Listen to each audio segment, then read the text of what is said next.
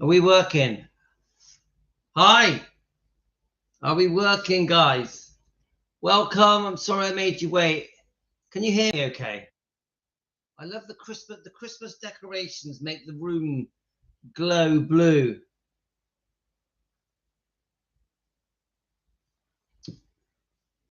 So how are we going, guys? Can you hear me okay?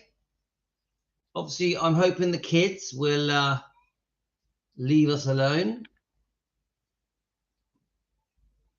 Yeah, you can hear me. Good. So defending Elvis Presley fans want the truth. We've started with 30 people. Of course, I had to be good. My wife said I'm not allowed to do a live unless the room is tidy how she wants. So thanks everyone for joining us. Now I've got an old vintage documentary and there's a lot of people in it.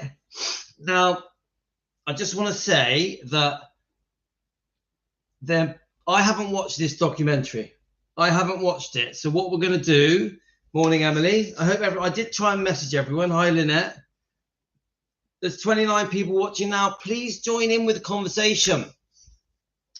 So I just want you to know, guys, that I have not watched this upcoming documentary. I haven't watched it ever. We are going to watch it together. Yeah. So the idea is, oh, Linda, you're right. Yeah, but Linda, I knew you were on. Linda, I saw you come on about 3 minutes ago. So I've had enough teas and coffee, so I'm just drinking water. So I don't have to run to the toilet every 5 minutes. I've just had my steak, my meat. As you know, I mainly eat meat. I did have apple crumble. Guys, I had apple crumble because it's Christmas. Am I allowed apple crumble? Probably not. With cream. Hi, Tony, Stacy, Debbie, and let's have a look. We've got Joanne, Ayisa, Songbird, Helen, Larry, Larry is 89 years old. Larry, what is your secret to living into your 90s? What is your secret? What do you eat? We want to know what you eat. Larry, what do you eat? Hi, Karen, Helen, and have I missed any names? Probably I've missed some names. Lorna. So I noticed Ayisa was talking about, hi, Lynette. Hi, Emily. Obviously, Linda, of course.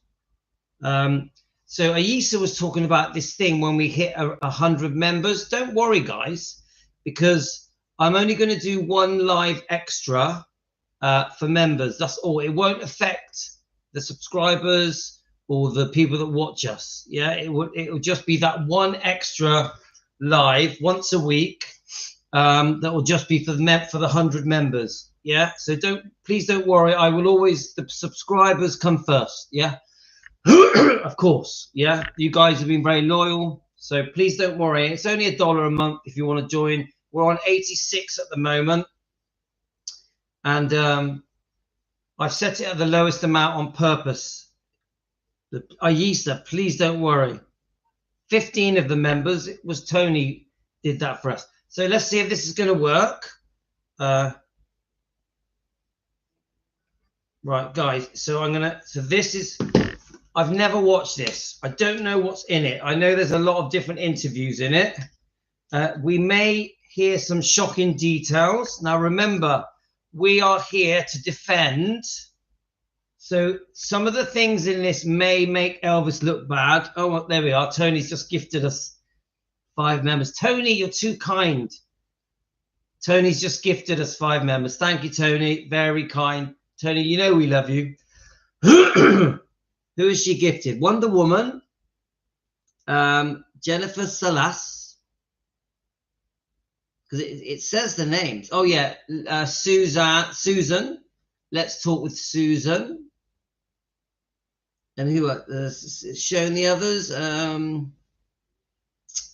Anyway, you're very kind, Tony. You're too kind. Too kind. Right, are we ready? Let's give it a go. Yeah. I'm a little, guys, I'll be honest with you. I'm a bit worried about it because I don't know what it's going to say. I remember the exact second. It's like Kennedy getting shot. You know, I remember exactly where I was. August 16th, 1977, the day the music died. I think Elvis was never meant to live very long. People all say, did you expect him to pass away? You knew he was not doing well. I said, yeah, but we always were thinking that one day he would wake up and say, what am I doing to myself? Right, let's all comment together, guys. It was once ever when I said, what do you think your worst flaw is as a human being? And he said, well, I'll probably only admit this once, but I'm self-destructive.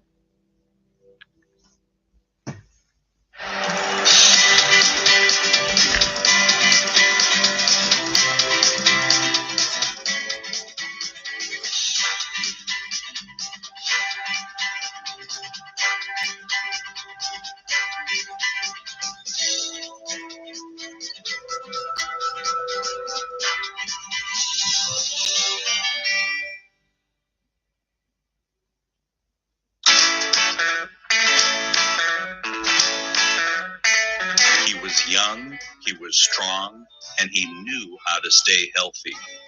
We didn't have alcohol in the house in the early 60s. He didn't care for any. Thanks, Tony. He wasn't into, you know, like recreational drugs for any reason. In those early Hollywood days, when Elvis Presley said no booze and no drugs, he meant just that. Too But right. somewhere along the line, he started drawing an important distinction. Elvis just had in his mind that it was prescription medicine. He got it from a doctor, so it's okay to take it. And he said, well, the prescription drugs. So hang on, guys. Obviously, I do have to comment as we go. Otherwise, it's pretty pointless. Now, obviously, we are going to comment together. Now, the one thing I have learned through all the different research that we've done together is Elvis honestly believed that the prescribed medication was going to help him, was going to ease his pain, give him energy, soothe his discomfort, wake him up, get him to sleep, because he had very, very bad insomnia. So Elvis thought turning to your doctor or your nurses or your pharmacist was the right thing to do. He didn't see that there was any problem with taking pills, even way back. Some say that when he would go to gigs in the 50s, he would take uppers to keep him up through the night because they would drive all night to different gigs. Even in the army years, he was up doing his maneuvers through the night. So the army prescribed them uppers to keep them awake through the night, doing these maneuvers. So Elvis always thought, well, the doctor's given them me, so that it's not going to do any harm. Didn't even think about the long-term effects or side effects. So we have to understand the mentality in the 50s, the 60s, the 70s, that the doctor giving you a pill was okay, and there was a pill for everything. I would like to share with other people is that Elvis had this innocent country boy kind of attitude. A doctor was someone he looked up to. If a doctor prescribed some sort of sedative, to him that was okay. Originally, when he'd come out to do a movie, he would take diet pills because he was worried about his weight and wanted to be thin for the movies because he'd eat a lot of hamburgers and stuff when he was back in Memphis. Did he have a drug problem? Yes, but it was necessary. Elvis had a twisted colon, which I understand is very, very painful. And he had to take a heavy narcotic for that. He had glaucoma, which they had under control, but he had to take narcotics for that. I mean, he had to take it or he'd gone blind, but they had it under control. If you walked a mile in his shoes, you would understand what he was going through. Traveling, doing shows, one-nighters, couldn't get to sleep. You're all wired up coming off stage, so you got to take sleeping pills. Then you got to get up the next day to travel 1,000 miles, and so you take some uppers. In public, questions about Elvis's energy level were easily deflected. I take vitamin E. He looks great, doesn't he, guys? I was only kidding. I got Elvis here and Elvis here. Two Elvises. I don't know, dear. I enjoy the business. I like what I'm doing. But I don't think that Elvis ever was involved in anything that was against the law.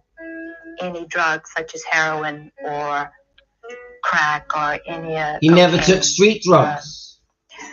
Maybe he was, but I would have difficulty All right, Deborah. Believing that. I do know that he had trouble with his weight. I do know Don't we all? that he had trouble sometimes sleeping. And I think that he did get hooked on amphetamines and then sleeping pills. So it would be like one diet pill and one sleeping pill. So true, and Joanne. then his immunity built up to that. And so then it would be 2 diet pills and 2 sleeping pills. And it was just like a vicious cycle. Hi, Elizabeth.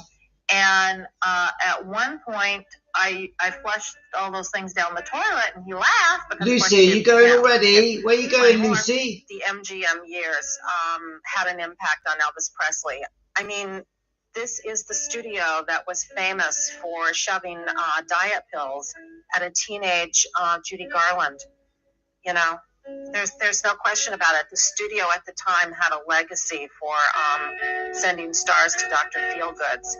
No one can say for sure when Elvis started abusing the drugs that would eventually lead to his death, but most friends and associates point to March 1972, when Priscilla announced to Elvis that she was leaving him.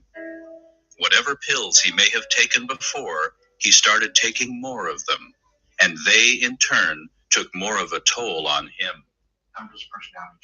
Now, guys, don't forget, remember, we are reviewing this documentary, yeah? We're not here to make Elvis look bad. We're going to break it down. We're going to try and understand, obviously, the point of view of the documentary. We're going to try and pick out the lies. We're going to try and pick out where things have been exaggerated and twisted. In this particular section, we're going to try and see why they give the impression that he was an addict. So we're here to try and understand. So this is going to upset some people, guys. This is quite a difficult documentary, but we're going to do our best within all of it. We're going to do our best to defend Elvis, because I feel many things are being exaggerated and twisted. The first thing I'm trying to say at the moment, where they're discussing the medication, the first thing I'm trying to say is, are they exaggerating? I'm trying to say it was completely normal, especially in the 70s, to take a pill for something, for pain, to soothe you, to help you sleep, to help you wake up, to give you energy, for discomfort, to fix your medical problems. Elvis had a twisted colon. Elvis had a megacolon. So he would take medication, steroids, for his colon. He had the equivalent of IBS, IBD, or Crohn's. They even say he may have had arthritis. We know about the glaucoma. So, and high blood pressure, high blood sugar. So there was many things happening here. So Elvis was taking many different pills for different reasons. Now remember, Elvis was a very proud man.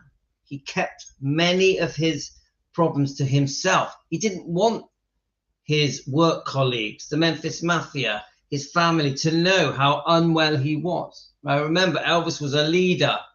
He was in charge. He provided for hundreds of people.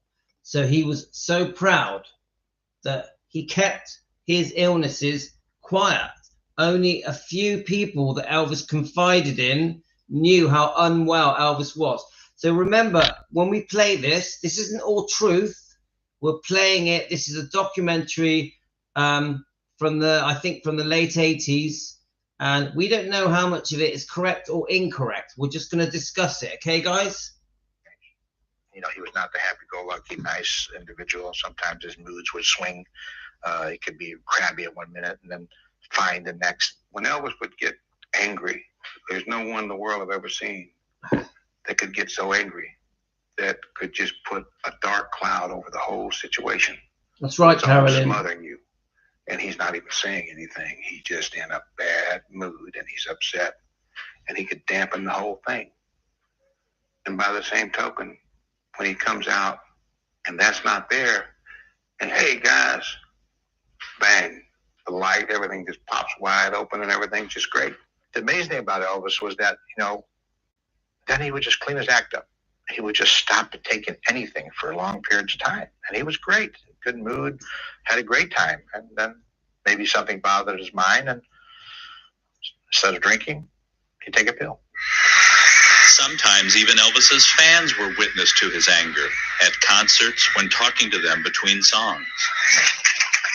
I don't pay attention to rumors. I don't pay attention to movie magazines. I don't read them because they're all junk. When I got sick here in the hotel, I got sick here that one night. I had 102 temperature. They would let me perform. From 3 different sources I heard I was strung out on heroin. Well, by God, I'll tell you something, friend. I have never been strung out in my life, except on music. All across this town, strung out. So I told him earlier, and don't you get offended, ladies and gentlemen, I'm talking to somebody else. If I find or hear the individual that has said that about me, I'm going to break your goddamn neck, you son of a bitch. Quite upsetting, isn't it, guys? Quite upsetting, isn't it?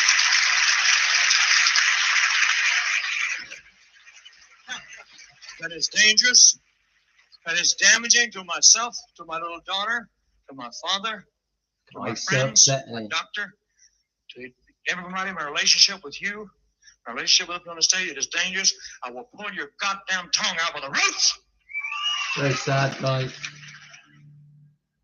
He got it off his chest. When we left and said goodbye, we walked out of the dressing room, closed the door behind us, and I looked at Sandy and she looked at me and I said, you know what? That'll be the last time we're going to see Elvis alive.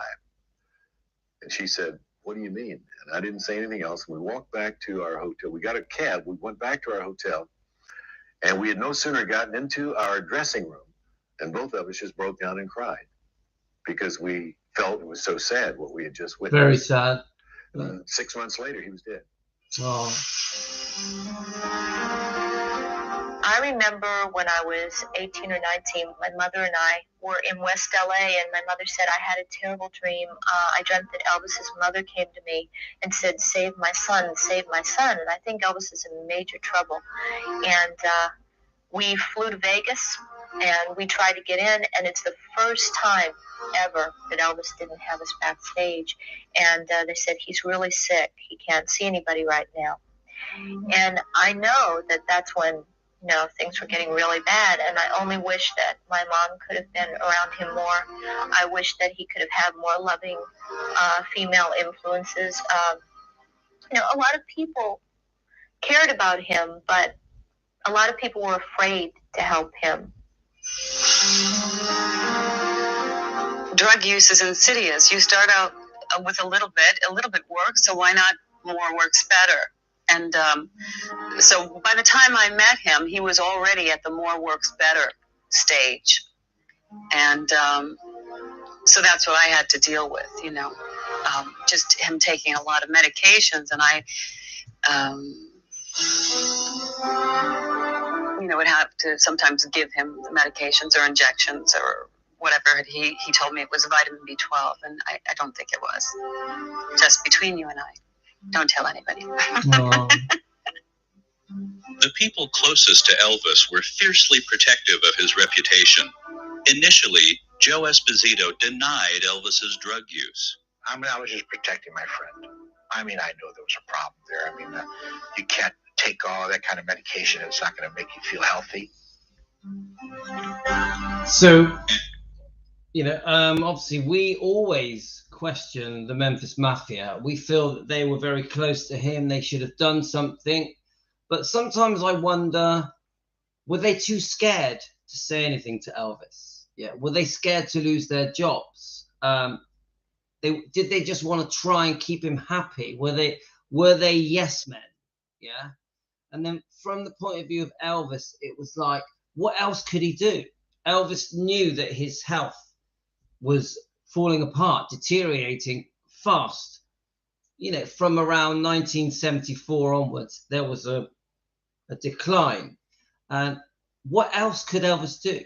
He either was he was very unwell, he was in pain, he couldn't sleep, his stomach had serious problems, high blood pressure. He felt very unwell. So what else is he going to do? It's either go to the doctor and ask for medication, or the pharmacist, or his nurse. Obviously, he was being looked after. There's different well-known nurses that looked after Elvis. But my point is, if you were him, if any one of you here was Elvis in 1977, and you were very unwell and in pain and couldn't sleep and you couldn't go to the toilet properly, and you had your whole body was aching, yeah, your glaucoma, your stomach, and you couldn't rest. What are you going to do? You go to the doctor. Please help me sleep. Please give me energy. Elvis was doing 2 or 3 shows a day in Vegas. Yeah. Please give me energy. I have to perform. Don't forget, Elvis would get very nervous before his performances. People don't realize just how nervous Elvis would get. So I just see a very desperate man, that his body had really taken over. His body was in control. And Elvis felt that he had lost control of his body, and everything felt like it was going wrong. So a desperate man in need of help, in so much pain and discomfort, that hasn't slept properly. So he always had to turn to his doctors. He had no other choice. What were his other choices? I don't see the other choices. And Linda Thompson, Elvis's girlfriend from 1972 to 1976, never mentioned drugs to her brother Sam, even when he went to work for Elvis as a bodyguard. Sam, my brother Sam, he came to me after a few months of having been on the road with Elvis. And I'd been with Elvis about 2 years at the time, I think, 2.5 years. And he said, "Baby sister." I said, "Yeah." And he said, "How come you never mentioned any of this?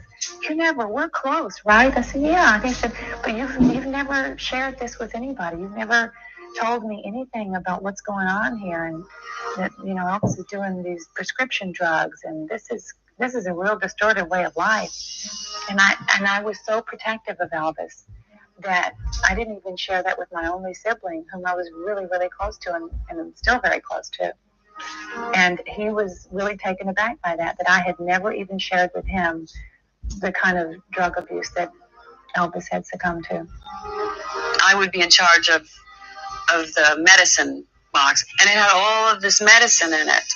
And, you know, sometimes we would try to fill some of the capsules with sugar and make him think he was getting a sleeping med when in fact it was a placebo. And so, you know, it was all a game. Let's pretend Elvis isn't dying, you know. We didn't really talk about how serious it was. But it was. As rumors of his drug use became more widespread, Elvis didn't help his own cause with rambling interviews like this one from 1973. How do you pace yourself? How do you pace yourself? I'm physically and vocally aware. So you are up when you need to be up? I just, I exercise every day. I vocalize every day. Just to practice if I'm working or not. You know? So I just try to stay in shape all the time. Vocally and mentally. Very sad, guys. He doesn't look well there, does he? No one ever says no to them. You know, say no to me, we'll say no to you. Everybody gets said no to no. No one said no to Jim him. Morrison, you can say no to Jim Morrison. He's the lead singer. He's the star, you know. He wants to do this, he wants to do that. You kind of go along with him. You know? He wants to drink. How do you stop him from drinking? I think the same thing happened to Elvis. No one said, You're right, Karen. Bottle out of your hand. Knocked it right out of his hand. No pills, bam. As a matter of fact, boom. Now go to sleep and sit down there. You couldn't do that to Elvis Presley. You'd do that to anybody else. You know, you do that to the drummer in the band or the guitar player, but you don't do that to the lead singer. Elvis was the lead singer and the biggest thing until the Beatles. So how do you stop it? Yeah, but he doesn't look well, does he, Elizabeth? His dad, Priscilla, the guys, all the guys around, and we sat around and talked, said we got to do something about this. And there was times in there, Red and Sonny would be in the bedroom talking to Elvis, and they would talk to him about, you know, Red would say something about, you know, Elvis, you got to start cleaning up your act. He's, no, you know, it's that same old thing. Yeah, I'll do it. When I'm ready to do it, I'll do it. No, he'd get mad at you and just tell you, get out of the room. He was very hard-headed. In 1977, bodyguards Red West, Sonny West, and Dave Hebler made what they maintain was a final attempt to help Elvis see what drugs were doing to him. They wrote the tell-all book, Elvis, What Happened. My cousin Red charged in to stop it one time. I think he broke the guy's toe or something going through the door and told him that he was going to break him up if he didn't quit getting the stuff to him. And Elvis heard about it, and he called Very Red sad, and Joe, Lily. and they discussed it for a while, and then finally he looked at Red and said, I'll never forget it, he said, I need him, man. I need it. And how do you protect a man from himself? When word of the book in progress... So they're going to start talking about the book, Elvis, What Happened, which I've got here somewhere. I'm not sure where I've put it. I know that the Red West, Sonny West, Dave Hebler try and give the impression that they were trying to help. Yeah, obviously, we've all heard the story that they were sacked at short notice by Vernon. But I still say they should never have written the book. In fact, many of the things that we found out from the book, we shouldn't have found out about, because good friends don't tell the world, the public, about their best friend's secret problems.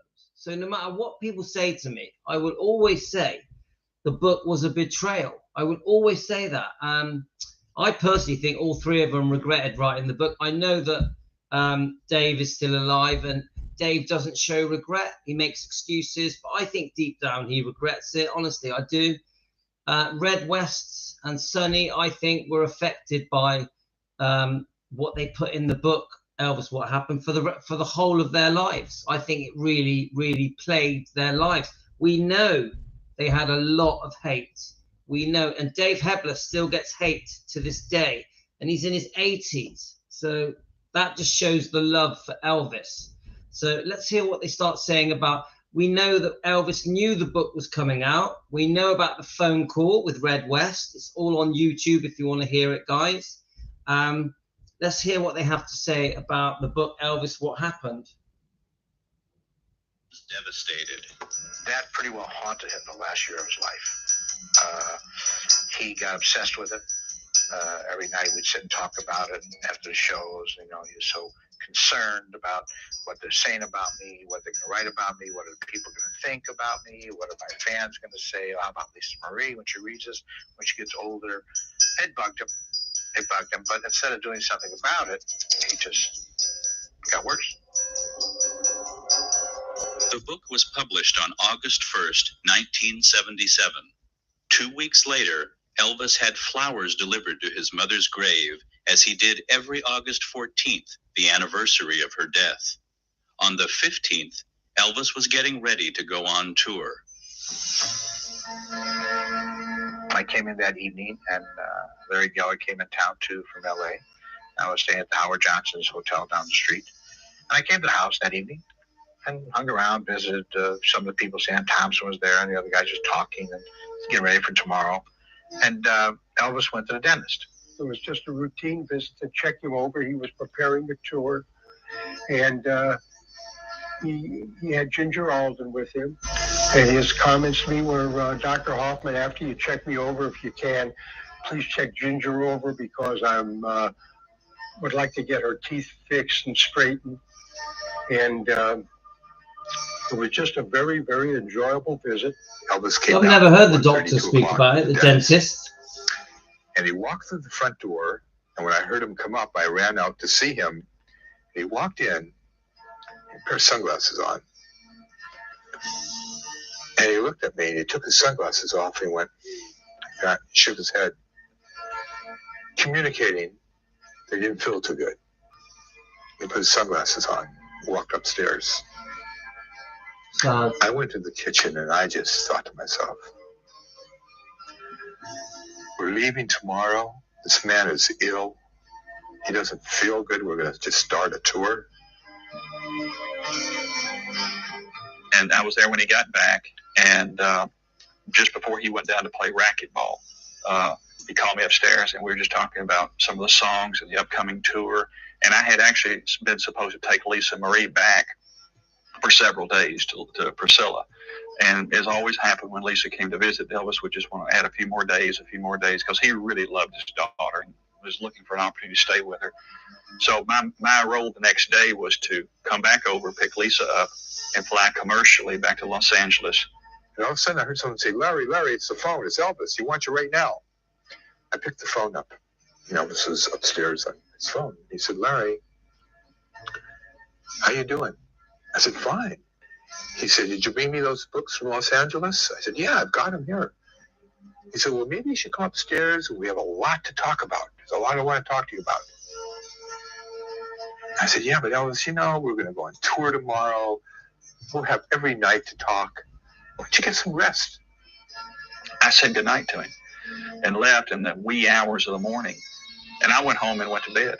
And as I recall, we embraced, which we often would shake hands and then we'd give each other a little hug, and I told him to get some rest or something like that. And then I went home and went to sleep. I called upstairs and I said, Elvis, I'm here. Is there anything you need? And we should be ready for tomorrow. He said, no, everything's fine. Sorry, the kids are being wake up tomorrow afternoon, screaming in the background. If I need anything, I'll let you know. Basically, that was it. So I hung around a little bit, went back to the hotel, went to sleep. Early in the afternoon of August 16th, 1977, Ginger Alden awoke to find that 3 hours after Elvis went into the bathroom to read, he still hadn't returned. She went back to sleep. About 12 o'clock, came back to Graceland on the 16th. And Al Strada was there packing the wardrobe cases. Very sad, this part, guys. And that's when about 2 o'clock, 2:10, phone rang, the intercom. It was Ginger calling down. One of the maids answered. And she asked if one of the boys was there. And she said, Al's here. So she gave the phone to Al. She asked Al to come upstairs. Al went upstairs, went into the bedroom. And Ginger apparently thought Elvis fainted. And as soon as Al got... Let me just pause it a minute. Let's just pause it. Obviously, stop. Okay, there we go. Obviously, the kids are screaming in the background, so there's a chance they're going to come in and attack me, but I hope not. So these details are quite important, I think. He's describing it step by step. But one of you commented, I think, I'm trying to see who it was, why didn't Vernon help? And I've always wondered this. I've always wondered, was Vernon too scared to stand up to Elvis and tell him straight about the fact that he has got, was overprescribed, taking too many medications? Was Vernon trying to keep Elvis happy all the time? Because it's his father. If anyone that's there truly cared, it would have been Vernon, So I always wonder, why didn't Vernon get in the middle of it? The other one, obviously, Jerry Schilling is another one, but I think, didn't Jerry go off a few times and come back? There's just certain people I wonder why they didn't step in. Obviously, the Colonel is one, Colonel Tom Parker. I know Larry Geller would come and go, wouldn't he? He would come and go. So we just wish certain people just intervened. Like some people say that Elvis got much worse after Linda left. Went off. I know Elvis had moved on, but some people blame Linda, saying that there was a downward spiral after Linda. I definitely think that it was too much for Ginger. I don't think a 20-year-old woman, she was just a child, really. She could never have understood Elvis's serious medical problems and the life that Elvis had led, all of it is just so sad. We all wish someone stepped in, don't we, guys? Anyway, let's keep going with it. I mean, I know this is quite upsetting, guys, but at the moment, we're going through a phase of reviewing vintage documentaries. So some of them are going to be pretty bad. Some of them are going to be uplifting and positive. We're just going to find the very old vintage documentaries. We're going to just go through them, and Team Elvis are going to sort of scrutinize them together. We're watching these together. We're watching this together for the first time, So I ran upstairs. I went into the bedroom, into the bathroom, and Elvis had fallen off the toilet. He was reading a book, apparently, and he fell onto the carpeting. And I immediately turned him over. And the minute I touched him, I knew that he had been dead for a while. His body was found on the floor in a fetal position. So I turned him over and I pulled up his pajamas. And I could not, there's always people say I try to give him mouth to mouth. I did not try to give him mouth. I could not give him mouth to mouth because his mouth was shut, closed. There was no way I could open it. And I tried to do the heart thing, which I saw in movies. I'm not a CPR expert. I tried that for a long time. I picked the phone up first of all and called the operator. Said, I need an ambulance here at 3764 Elvis Presley Boulevard. Somebody has collapsed. We need somebody here quick. My dad came over and took me to Graceland. He was going to drop me off because we were going to have a car take us to the airport.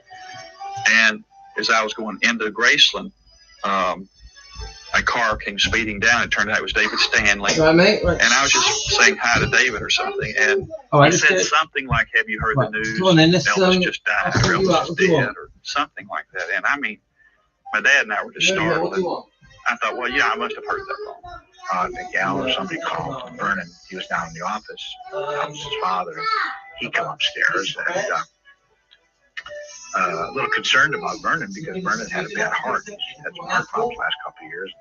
He came in and he got on his knees, just saying, "Elvis, please don't leave us, Elvis, my boy." And it was a tough scene. All kinds of things were happening. We were trying. Ginger was by the doorway. Then Lisa Marie was in town. She was getting ready to go back to LA that day. She came by the door and looked in the bathroom. Mom laid there. That was tough. Sort of get her out of here. And it seemed forever before the ambulance got there. And I come to find out later it was about 20 minutes it took him to get there. We have no idea why. You go upstairs. I'll bring it up. Yeah. I had come in and I was standing in the kitchen with my back to, where there's a little part of the flat there where the cabinets are. And I was standing there looking through the paper, and Patsy Gamble and Vernon came behind me. I thought they were laughing, because laughter and sorrow is a lot alike sometimes. And I turned around to see what's so funny, and I saw that they were both crying. And I went straight upstairs, and Joe was already up there. And I began to do what I could. He was supposed to start a tour for me the next day in Maine. And my telephone rang, and it was Joe Esposito on one line. I don't even know if he remembers this, but it was Joe.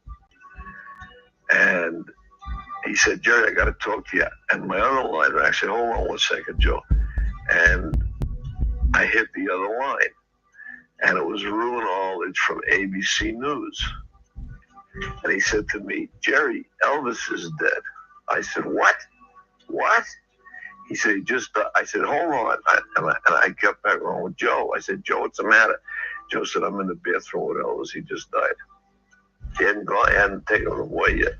He said, "I just want you to know because your phone's going to start ringing." I said, "It's already rung. Ruin Aldridge on the phone." He was Joe was a disaster. He was a complete wreck. He lost his best friend and he couldn't believe it. I mean, he was totally bummed out.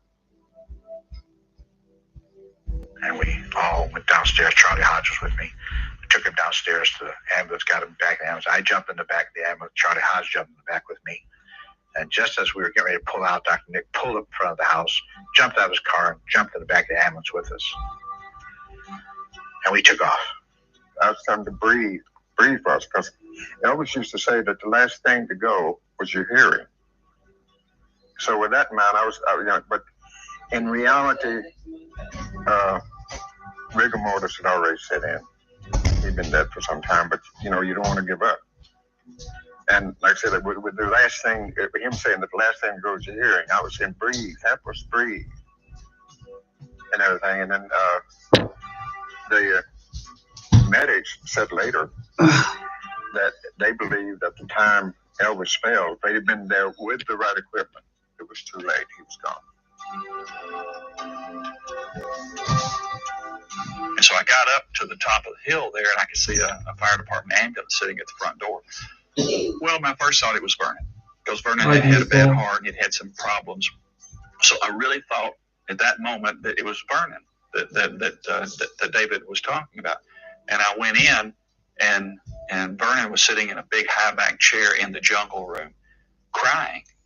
And I just stood in the dark for a moment and stepped out. And then he saw me and he said something like, "Is that you, Sam? You know, well, you're here to get Lisa. Well, there's no need to go. My boy's dead," or something. And he just burst out and started crying. And Nicopolis was there, and it was quite a scene. It was pandemonium. And they had already taken Elvis's body by that time. We went to the hospital, got into the emergency room. They ushered Charlie and I off into another room, and they took him into the emergency room. And Billy Smith showed up at the emergency room, and I forgot who else. I don't remember. It was starting to get very hectic. So I went to the emergency room, and they were working on him. And when I went in, it was very evident that Elvis had been gone a long time. And I just asked him to stop. I said, "Please do not do this to him." And Dr. Nick, I said, "Dr. Nick, please don't do anything else." And so they worked for a few more minutes. And I said, "Dr. Nick, please don't do anything else." And so they stopped. I think probably the most amazing part of that was that there were a few moments during this time period that we're trying to resuscitate him. There were a few moments where we got some heartbeat back, which, when you put things in perspective, how long he'd been dead and how you got heartbeat back, I mean, when you look back on it, it was just an amazing feat. You know, even though it wasn't sustained, there was still some EKG evidence of a heartbeat. Elvis would not have wanted to be anything other than vibrant and able to sing and to live a normal life. And had they been able to resuscitate him as long as he had been gone, it would have been bad. And God works for God. And so I was glad he had the upper hand. Dr. Nick came in there and told us that he was gone. We felt like that Elvis died of some cardiac arrhythmia problem where his heart just starts beating erratically and real fast. That's when I called Colonel Parker in Portland, Maine, and told him what happened. And there was a lot of silence on the other side of the phone. And he just says, "We'll be there tonight." And then I called Priscilla and told her. And naturally, she was in shock. I mean, she didn't know what to do. She asked naturally, "How's Lisa?" I said, "Lisa's fine. Don't worry about her." I was living in Los Angeles, and I think it was about 12 or 1 o'clock. The phone rang, and it was Lisa Marie. "I know that my dad's dad." So let's so this little section is quite controversial. She's about to tell us that Lisa Marie phoned her from Graceland to say that her father was found dead.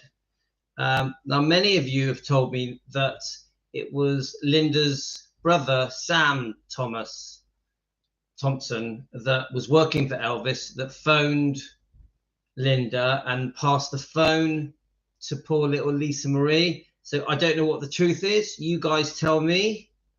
Was it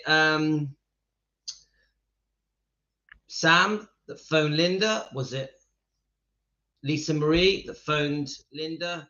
Obviously, we can't even imagine the hell that poor little Lisa was going through.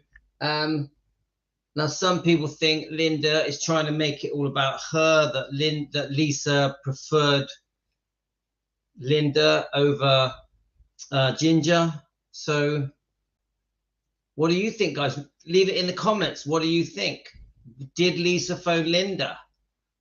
Did Sam pass the phone to Lisa? What do you think, guys? Very controversial, this bit. Let's go back a little bit. I think it was about 12 or 1 o'clock. The phone rang, and it was Lisa Marie. I know, my dad's dad. My daddy died. My daddy died. He's dead. I said, what? He's dead. He's dead. And I threw the phone in the air. It was like it was such a nightmarish quality. I just couldn't even accept it. So I threw the phone. And I'm standing there saying, oh, my God, oh, my God.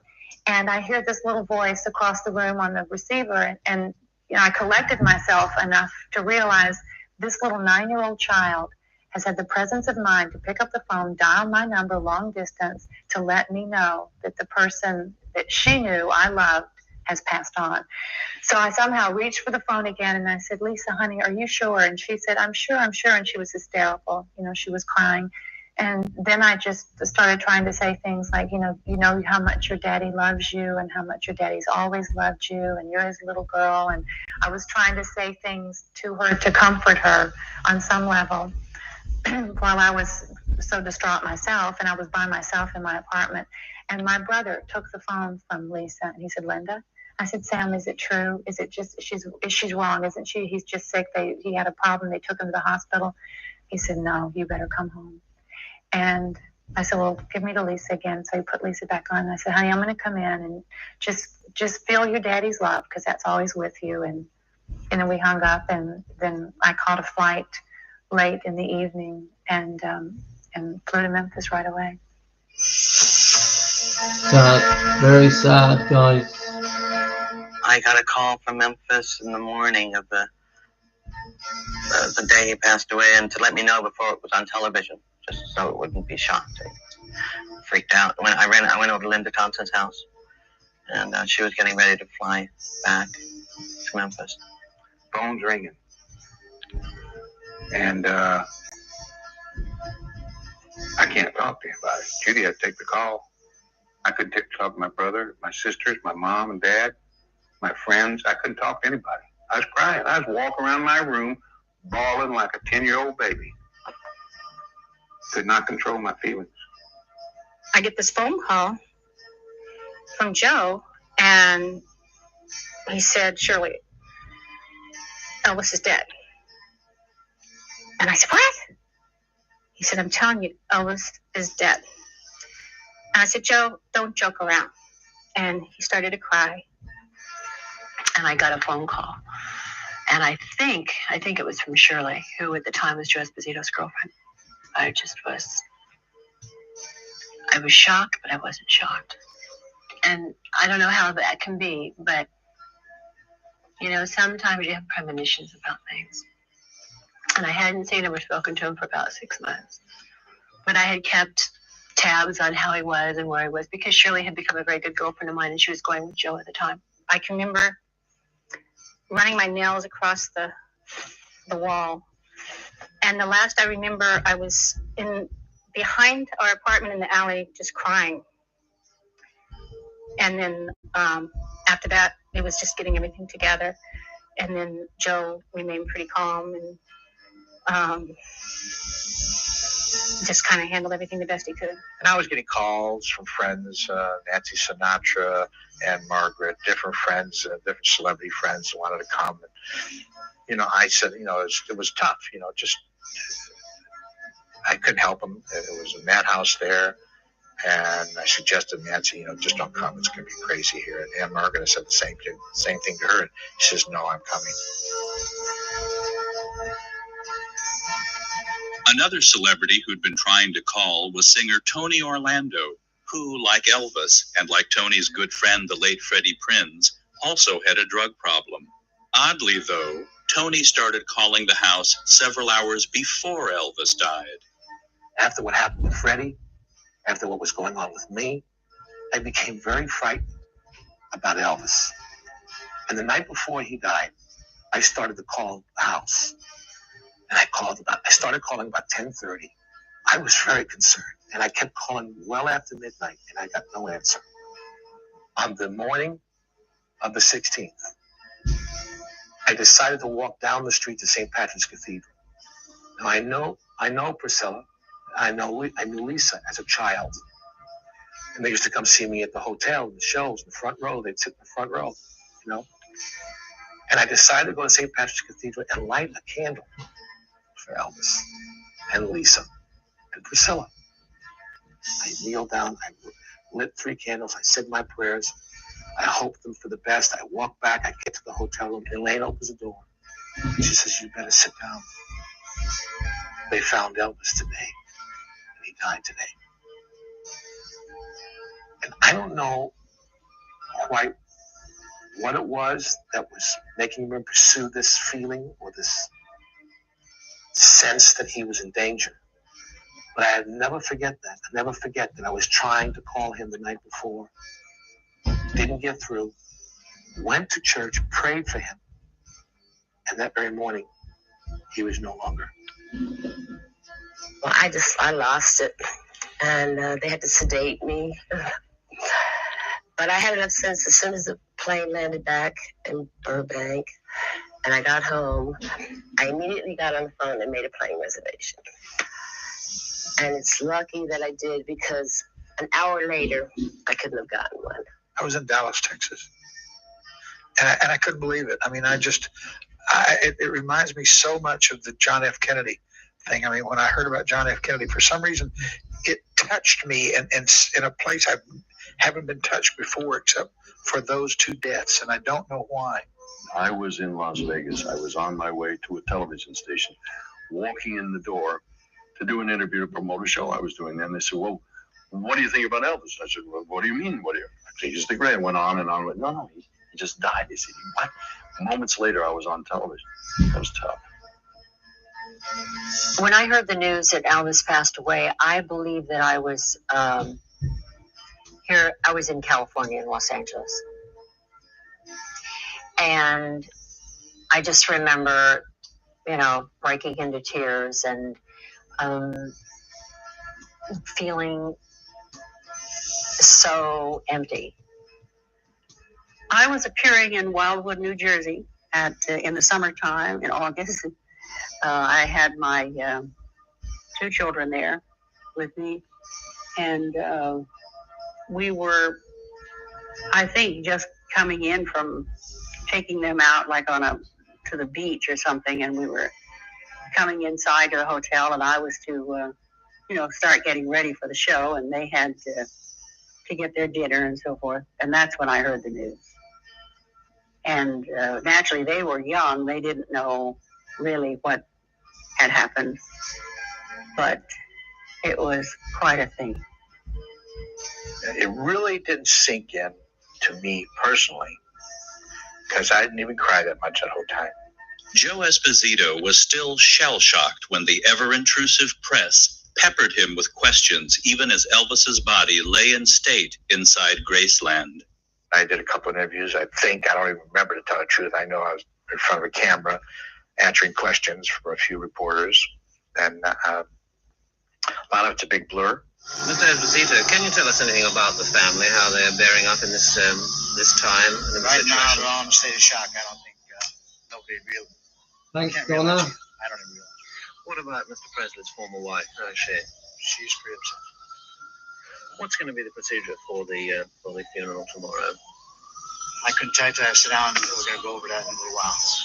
But Joe couldn't afford the luxury of sitting down. He had a funeral to arrange. It's just like putting on a show. We had to do the right job. Like I say, Sam and Dick Grove, Sam Townsend, Dick Grove, they handled all the security situation. They had all the meetings with the police department and the highway patrol, because they knew it was going to become pretty hectic.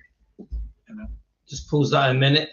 There's some very detailed interviews with Dick Grove, so you'll see in a second, but there are some, you go and find it on YouTube. I'll see if I can dig it out so we can go through it.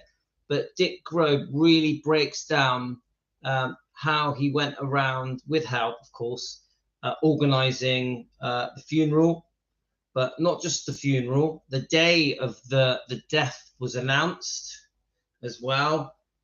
He played an integral part in all of it. It was a very, very well thought out, complicated funeral service. And his interview that explains it all bit by bit, hour by hour, is very, very interesting. Let's listen to Dick Grog.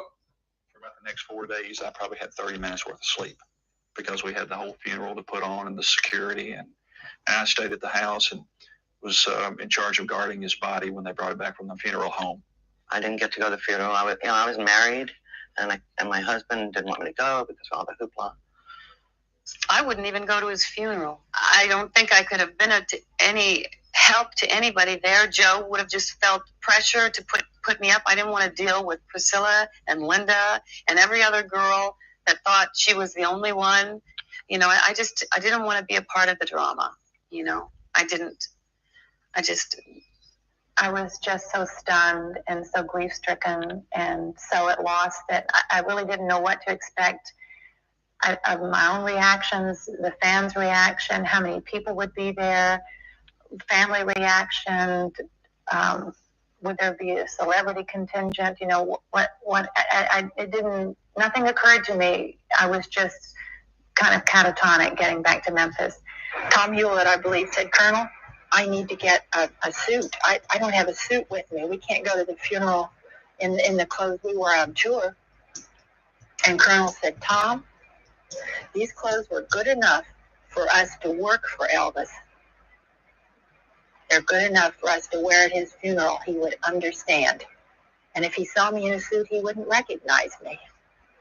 So we went to the funeral in very basic work clothes, in our work clothes. I had slacks. Those closest to Elvis worried about his appearance as well. When Elvis passed away, his father asked me to go to the mortuary to prepare Elvis's hair for the funeral. And I went. And Elvis had a regrowth of white hair, about half an inch all over. And I wasn't prepared for it. I didn't bring my dyes. And there was a female mortician, and she had a mascara kit. Fortunately, it was black, a little brush, and I smeared it all over, faked it. No one ever knew. Vernon told him what kind of casket he wanted for Elvis, and he wanted all limousines, white, all white. And there was not even that many limousines in Memphis, and they had to get limousines from Arkansas, Mississippi. They got them all to come in. I still have this vision in my mind of all the big white limousines that we rode in, and it was so appropriate that they were white because he had such a purity of heart and celebrated life on such a level that it was so nice to not have just all black limousines and a black hearse. The white meant a lot to me. George Hamilton, good friend of Colonel Parker's, a friend of Elvis's, he came. And it was heck trying to coordinate who's going to go in what limousine and all that. I know some people got their feelings hurt, some family members, because they weren't up in the front ones. But we did it. It all worked out, and I'm sure Elvis was very proud of everybody that put this together for him because it was hell. They asked Colonel to ride in one of the limousines, in one of the front limousines with family, and Colonel said no. I have always been behind the scenes with Elvis. That's the way I want to maintain it. And he rode in the limousine, but not with the family group. Every flower in the city was delivered to Graceland. They were cut from all different parts of the state because all the florists ran out of flowers.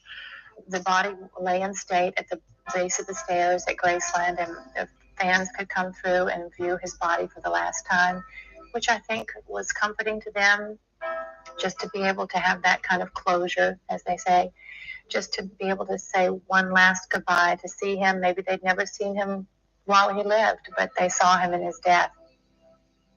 Unfortunately, those devoted fans had to make great sacrifices in order to say that one last goodbye to their hero. The bad thing about August in Memphis is horrible. It's humid, hot. And then there was no wind blowing at all, and people were outside the gate shoving and pushing, wanted to get in. We opened the gates up for the people to come up around and come and see and give their goodbyes to Elvis.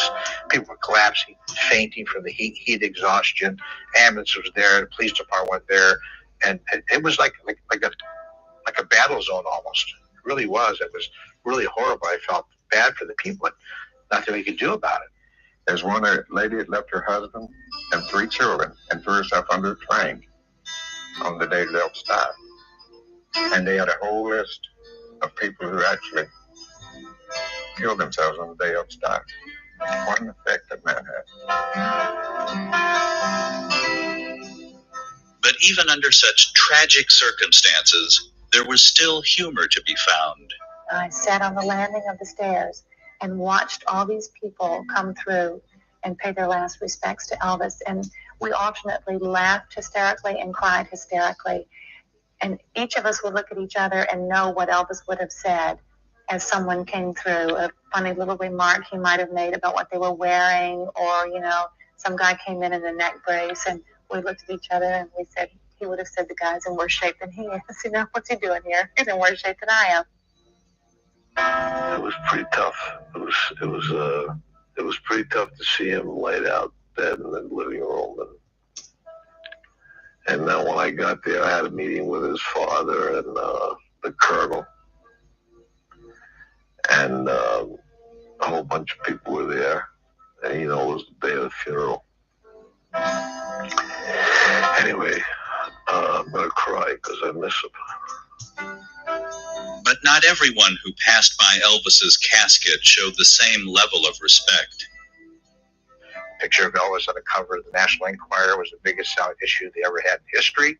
And a relative takes the picture, got paid $75,000 to sneak a camera into his room, his own relative, then sell them the picture.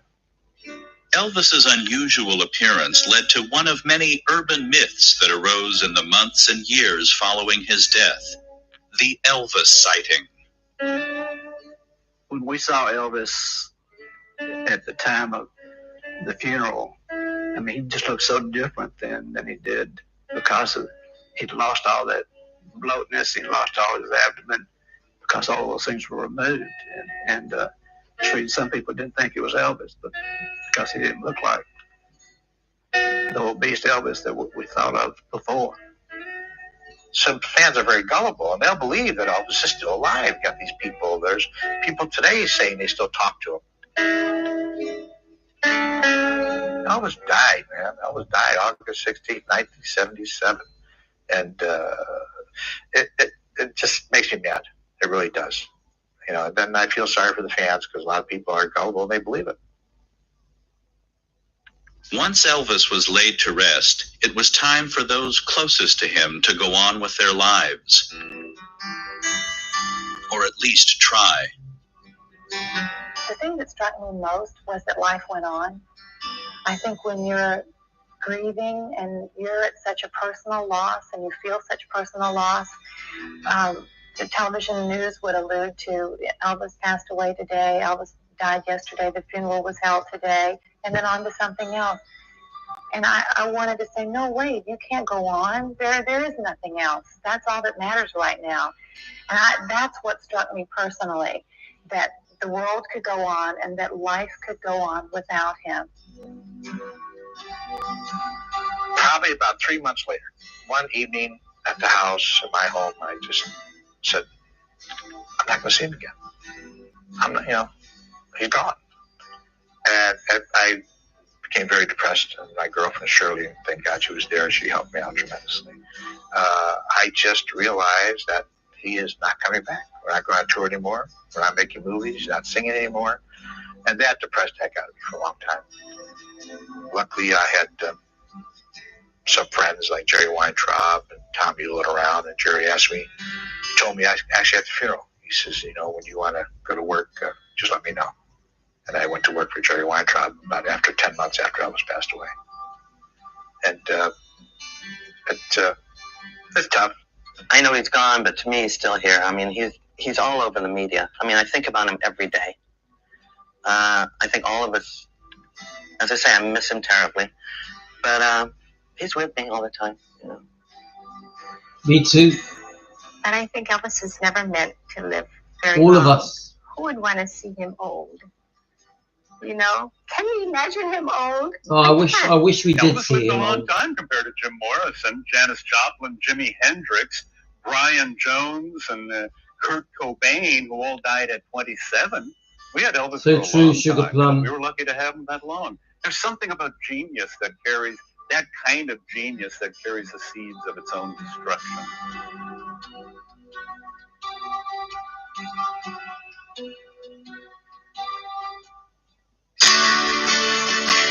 Oh, let's end with a happy bit, shall we?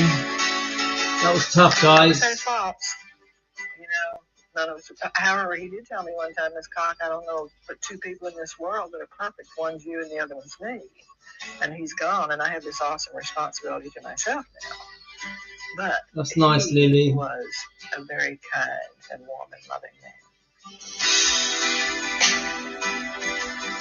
His fire that burned within him came from his spiritual strength and his faith, and the passion that he let out in his singing, in the gospel-like singing that he did, was passion coming straight from the strong soul that he is today, wherever he is. He didn't have a life. He was a professional Elvis Presley. You know? And there's a sadness to that. At the same time, I mean, he was what he was. A lot of guys have come and gone and this and that, but he's Elvis Presley. That's true, And Songbird. the people that were raised in that era couldn't let go of it, even if they wanted to. You know, I mean, he's an enormous part of their life. He's a part of my life, so that's never going to go. And then different generations on down hear about him, and you know, he was a phenomenon. He pretty much started rock and roll. He was unique. And I think the charisma that he had with his fans was something else. It's too bad he didn't realize how much he was loved.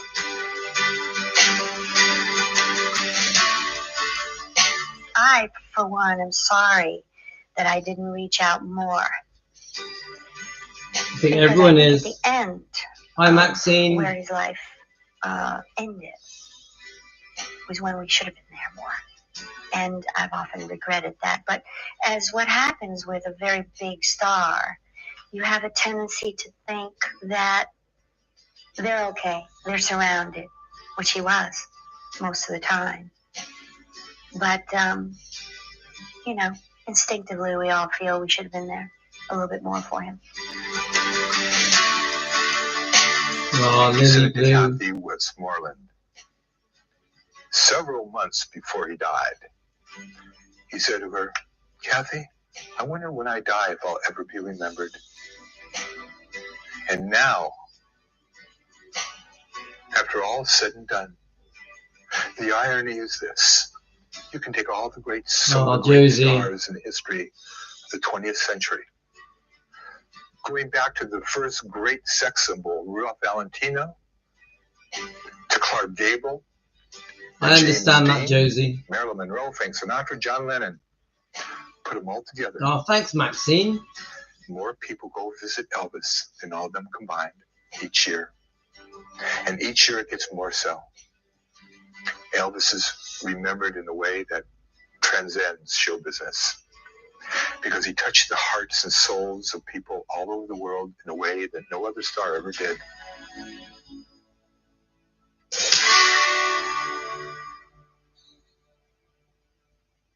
I think that's it, guys. Oh, very sad. I think we'll let the music play a little bit, just so we can just chill out.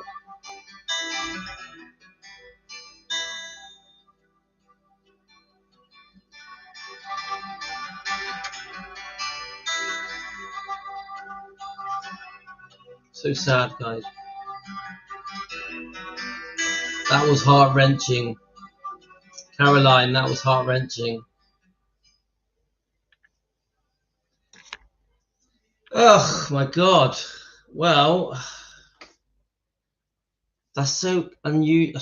I can't even explain it because that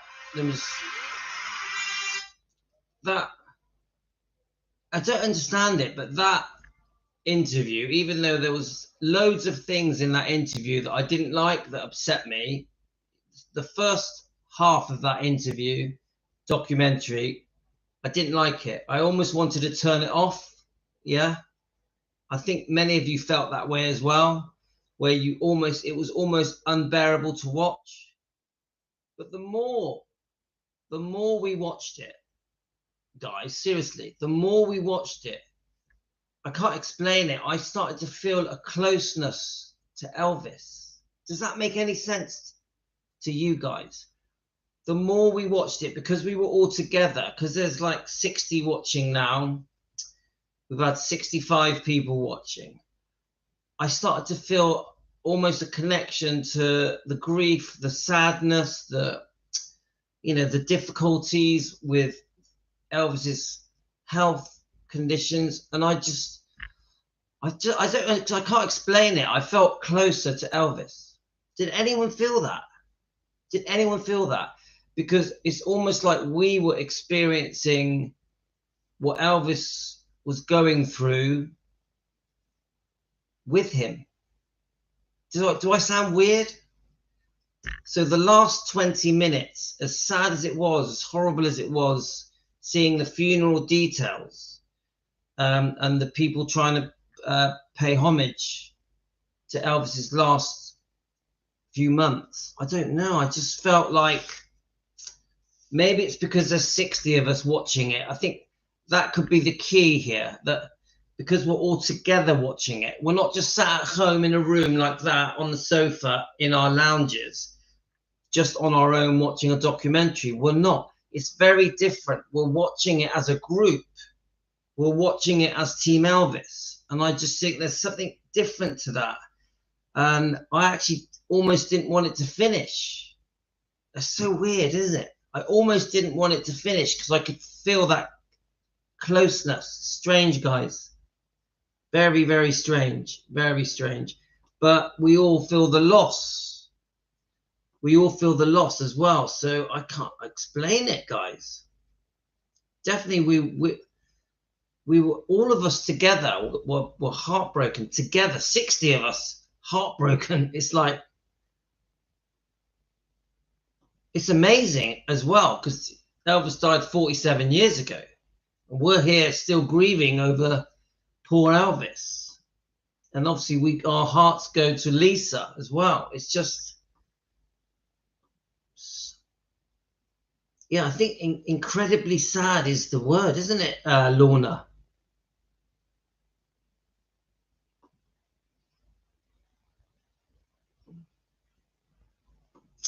Sugar Plum, thank you for all your comments. They've been excellent.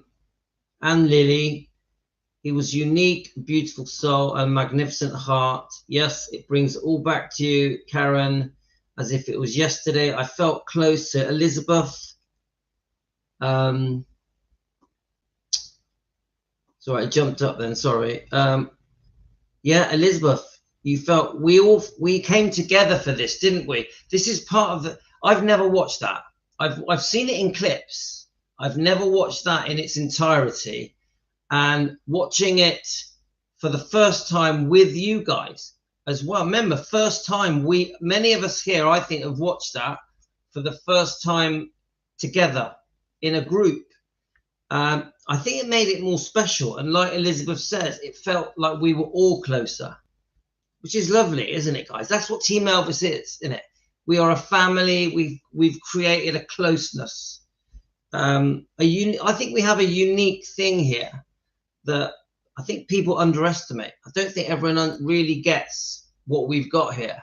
Yeah. And we're all kind, loving, caring people that truly love Elvis and Lisa and the bloodline. So, yeah. Deborah, my uncle said the day of the funeral was the saddest day ever. It was saying goodbye forever, you know. And guys, we are going to be watching a lot of these kind of things together. I'm finding all these vintage documentaries. They won't all be sad. There'll be some happy ones as well. And we're going to dig them out and we're going to watch them together. And I'm going to make sure I watch them for the first time with you guys. Same with the old interviews as well. And I think it's important that we do it together for the first time. I don't want to watch it and then play it. I want to write. It's all new. Now, when I was watching that, it was the first time. So my reaction was genuine. Many of you here, it was the first time. So your reaction was genuine, heartfelt. Louis didn't know. I've never seen it, Tony. I've seen little clips of it. There was a few bits like the Shirley one and the Larry bit. A few of the Joe Esposito bits. There was a few bits I've seen in 2-minute slots, but I've never seen it as a 1-hour show. No, never. Lily, I remember the day I shared my bedroom with my sister. She came in crying and took all the posters down of Elvis, all of them. Oh, Lily. Elvis was an all-round wonderful person. He sure was, Maxine. Sorry, Maxine, you joined us so late. We definitely are a family here, Deborah. It was kind of nice in a way to go through it with everyone. Yes, Elizabeth, I agree. We definitely do. We all love Elvis here, Karen. There's nothing fake about us. Nothing fake about us.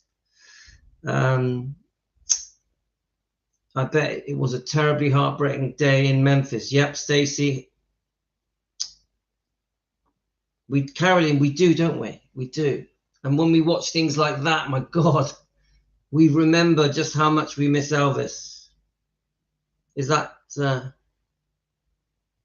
Right, I've only got a few more minutes. Did I see Kate there? Let's have a look. Let me try and quickly get through these comments.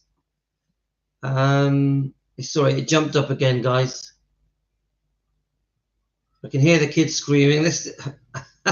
They should be asleep. The kids should be asleep. They're still awake. I'm hungry. I'm hungry. Tony, we are all Team Elvis. And we are still loving Elvis. Too right we are. It is heartbreaking. I'm sure I saw Kate on it. Hi, Kate. I've lost your comment.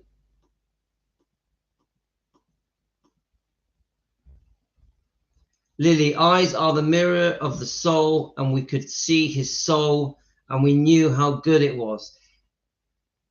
That's why we're all here. That's why 50 years later, 40 years later, we're all here together, because we were touched by Elvis's essence, his soul. We were transformed. The minute we discovered Elvis, we changed forever.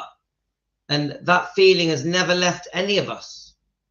I remember discovering Elvis when I was a tiny little boy. I feel the same way. I haven't changed. My feelings about Elvis are the same, even though I'm 57 years old. It's crazy, isn't it, guys?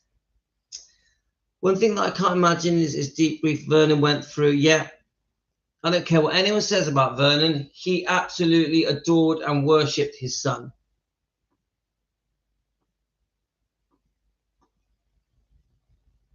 Teresa, I've always feel close to Elvis every day, forever and always, today and tomorrow, forever. Teresa, we know. Thank you so much, Teresa. So a lot of stars have dedicated big fans when they are alive, but no stars has or ever will have the dedication and love 50 years after they pass like Elvis has. He is smiling down on us. Lovely. That is such a good comment, Dan. And I think Elvis would be proud of us. Seriously, guys, I think Elvis would be proud of us. I think Elvis would be really happy what we do here. We pay our respects to Elvis in every way we can, and we defend him. And we defend him. We didn't watch this documentary to make Elvis look bad. We watched it to show our love, to defend him, to protect him, to put our cloak around him, to put our warm blanket around him. We watched this documentary together with love for Elvis and his bloodline, for Lisa, his daughter. I feel blessed by being here. It's a peaceful gathering here. It feels so good. Oh, thanks, Maxine. We're always peaceful and we're always kind. We're always kind. I personally feel that we at Team Elvis have been given a bad rap. I don't think we've been treated right, Team Elvis. I think we've been picked on a bit. But we come from love and forgiveness. We forgive. We forgive. We give kindness. Hi, Kate. Hope you're well. We've just watched an hour-long documentary. We've started going through vintage documentaries together. We're watching them for the first time together. They're like 30 years old, 40 years old, 20 years old, whatever age they are. And then we are reacting to these documentaries together as Team Elvis. And we're going to be doing quite a lot of it as well. Wow, Lou, I've seen that. All right, so Tony, you've seen it quite a few times. I stumbled on it, to be honest, you guys.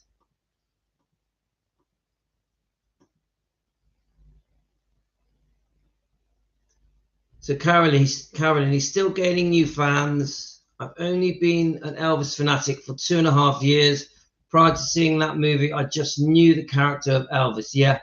So watching the movie changed your life, Carolyn. Thank you, Elizabeth.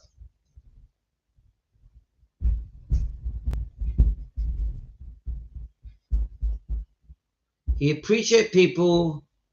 Yeah. Right, I'm going to have to go, guys.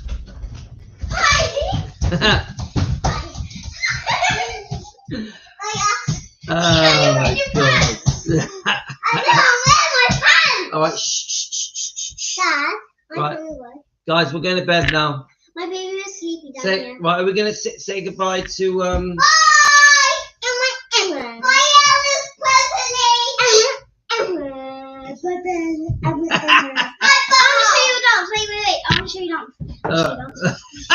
I want to show you the dance. Sorry, guys. I want to show you a dance. Emma. Right, I'm going to go now, guys. No.